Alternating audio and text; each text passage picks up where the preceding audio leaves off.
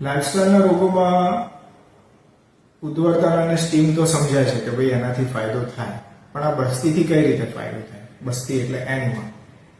મિત્રો, એનિમા જે છે એ રેક્ટલ રૂટ થ્રુ લેટ્રિનની જગ્યાએથી કોલોનની અંદર આપણે મેડિસિન એન્ટર કરીએ છીએ. આ જે કોલોનમાં ગયેલી દવા છે, આ જે ક્વાથ છે, એ ત્યાંથી એબ્ઝોર્બ થાય અને શરીરના દરેકે દરેક સેલને સ્ટિમ્યુલેટ કરવાનું કામ કરે. એટલે આયુર્વેદ પ્રમાણે જે બગડેલા દોષો છે એને ત્યાંથી કાઢવાનું કામ કરે. એ ખાલી ઝાડો કરાવવા, આયુર્વેદનો એનિમા જે બસ્તી છે એ ઝાડો કરાવવા માટે નથી, કોલોન ક્લિન્ઝિંગ વાળો વાત નથી.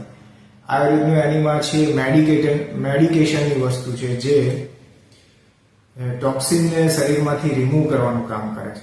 જે વર્ષોથી એક્યુમ્યુલેટ થયેલા છે એને રિમૂવ કરે છે અને એના કારણે જ જે ઇન્સ્યુલિન રેઝિસ્ટન્સ છે તૂટે છે. એટલે પહેલી વાત છે કે ટોક્સિન રિમૂવ કરે છે ને ઇન્સ્યુલિન રેઝિસ્ટન્સ તૂટે છે. બીજું કામ છે ગટ માઇક્રોબાયોટાને સરખી કરે છે. મિત્રો, અત્યારે એટલા બધા રિસર્ચ થાય છે કે આપણા જે ગટની અંદર જે આપણા હેલ્ધી માઇક્રોબ્સ જે છે એ માઇક્રોબ્સ જ આપણા શરીરને હેલ્ધી રાખવા માટે ઘણું સારું કામ કરે છે.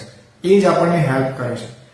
તો આ જે ગટ માઇક્રોબિયાની હેલ્થ છે એ સુધારવાનું કામ બસ્તી કરે છે, એનિમા કરે છે.